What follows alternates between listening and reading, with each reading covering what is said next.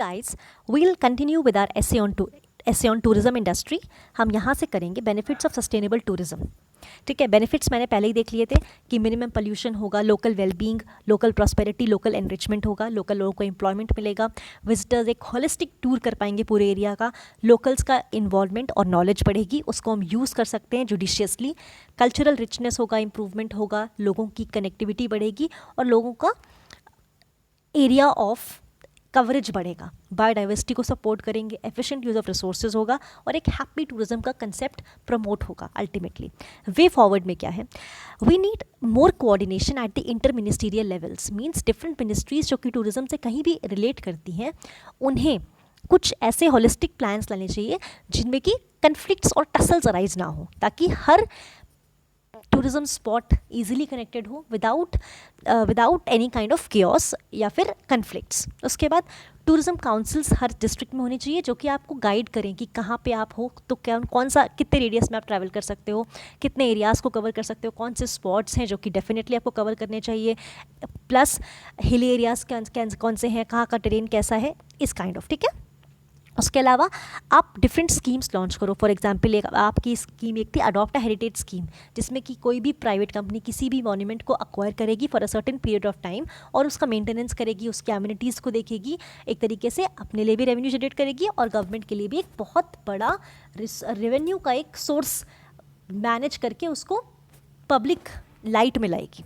उसके बाद बूस्ट नीश areas means वो एरियाज़ जहाँ पे लोग ट्रैवल करते ही करते हैं, लोगों के स्पेसिफिक स्पॉट्स जो कि जैसे हिंदूज जाएंगे टेम्पल्स, मुस्लिम्स जाएंगे मॉस्क, ठीक है, सिख जाएंगे गुरुद्वारास, तो नीश एरिया को डेवलप करो, उसके अराउंड डेवलपमेंट कराओ। वहाँ पे मेलाज लगते हैं, फेयर्स लगते हैं, मार्केट्स लगती हैं, लोगों को बच्चों के लिए बहुत सारे चीज़ें लगती हैं। इस तरीके से उसको एक बहुत बड़े लेवल पे लेके जाओ। आप कंट्रीज़ में अपनी कहीं ना कहीं से ऐसा जैसे कि पुरानी हेरिटेज साइट्स हैं उनके आसपास आप म्यूज़ियम्स बनाओ, जैसे कि जो कि पुराने एरियाज़ हैं, पुरानी हमारी हेरिटेज है, हमारे कल्चर है, उनको हम कैसे कंजर्व करें, तो उनके लिए म्यूज़ियम बनाए। जैसे ट्राइबल म्यूज़ियम है भोपाल में, it's a very beautiful place and I think we all must visit it once at least.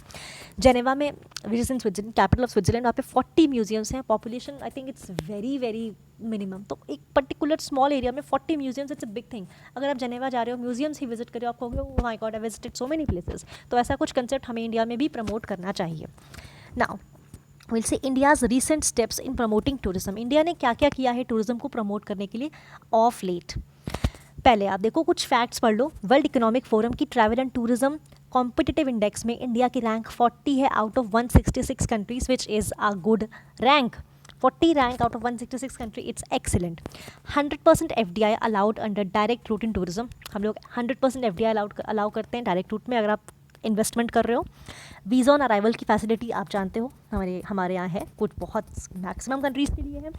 Incredible India का कैंपेन, मार्केटिंग और ब्रांडिंग करो स्टेट्स की, डिस्ट्रिक्ट्स की, हेरिटेज साइट्स की, म्यूज़ियम्स की, अतिथि देवो भव जैसे कैंपेन्स चलाओ। मेडिकल वीज़ाज़ लोगों को दो ताकि जब लोग आए तो उनको पता चले हाँ इंडिया सिर्फ मेडिसिन्स में ही आगे नहीं है, इनफैक्ट हर चीज़ में आगे, और लोगों को लोग एक पॉजिटिव इम्पैक्ट लेके जाए हमारी कंट्री का अपने माइंड में। सैनिटेशन का प्रॉपर ख्याल रखना चाहिए, we must definitely take care of it. Cleanliness का, ग्रीनरी का, मॉन्यूमेंट मित्राज under adopt heritage scheme that was launched. Monument मित्राज मतलब कोई भी, वही मैं एक्सप्लेन करी हूँ, जिसमें कि आप किसी भी पर्टिकुलर हेरिटेज साइट को लेकर सकते हो, उनको इम्प्रूव कर सकते हो। उसके बाद आप कंक्लूजन देखते हैं थोड़ा। Use tourism to promote pluralism and multiculturalism to help build secularism and harmony. जब आप टूरिज्म प्रमोट करते हो तो एक तरीके से आप क्या, मल्टीपल कल्चर्स का इंटरेक्शन होता है, तो उससे क्या होगा, जब कंट्री के लोग आएंगे वहाँ जाएंगे, तो एक तरीके से सेक्युलरिज्म और कम्युनल हार्मनी प्रमोट होती है। जॉब क्रिएशन, लोगों को जॉब मिलती है, एम्प्लॉयमेंट मिलता है, डिफरेंट एरिया से लोग जाते हैं टूरिज्म स्पॉट्स पे जॉब पाने के लिए। वहाँ पे लोग कैब सर्विसेज ऑफर करते हैं, वेंडर्स बनते हैं, फूड सर्विसेज वेंडर्स होते हैं, तो इस तरीके से उनको जॉब मिलती है, गाइड्स बन जाते हैं, होटल्स की चेन रन करते हैं। इस तरीके से क्या होता है, एक कंट्री सॉफ्ट पावर बन जाती है जब अपने टूरिज्म स्पॉट्स को डेवलप करती है, कनेक्ट करती है, इंफ्रास्ट्रक्चर रोड ब्लॉक्स हटाती है, तो वो एक सॉफ्ट पावर बनने लगती है धीमे धीमे। टूरिज्म बढ़ क्यों रहा है, because of the बर्जियनिंग middle class. लोगों के पास पैसा आ रहा है तो लोग ट्रैवल करना प्रेफर करते हैं। It's kind of a refresher for your brain.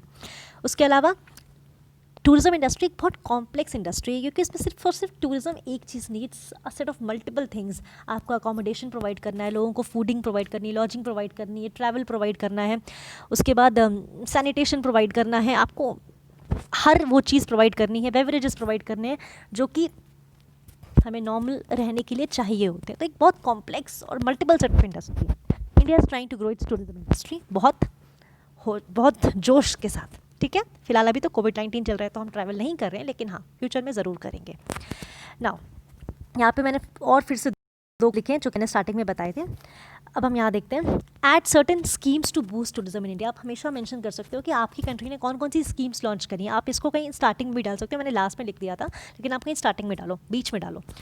Add certain schemes that boost tourism in India, जैसे कि स्वदेश दर्शन हो गई, जिसमें कि हम थीमेटिक सर्किट्स बनाएंगे 15, जैसे बुद्धिस्ट सर्किट है, हिमालयन सर्किट है, नॉर्थ ईस्ट सर्किट है, जिसमें कि हम एक प्लान्ड वे ऑफ टूरिज्म होगा, प्रो पुअर टूरिज्म होगा, जिसमें कि आप प्लेसेस को ट्रेन्स वगैरह से कनेक्ट कर दो।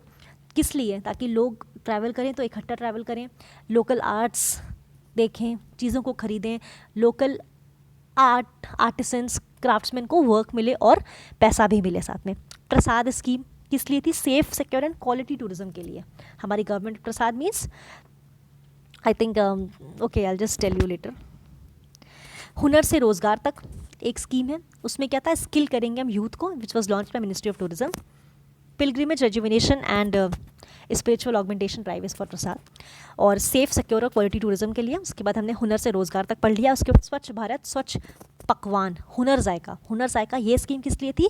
स्ट्रीट वेंडर्स के लिए, स्ट्रीट फूड वेंडर्स के लिए, because they constitute a very very crucial part of tourism industry and they have a pan India presence also. उसके बाद हमारा इनक्रेडिबल इंडिया हेल्पलाइन भी हमने लॉन्च करी थी to guide tourist during natural calamities. उसके अलावा हम हमेशा कह सकते हैं कि इनक्रेडिबल इंडिया कैंपेन जैसे और मार्केटिंग और ब्रांडिंग पे हमेशा हमें फोकस करना चाहिए। So this was about this essay on tourism industry and I hope you all liked it, and if you liked it then don't forget to like, share and subscribe to my channel, because I will keep on posting more essays and topics which are important for every competitive exam. Thank you so much. Have a great day.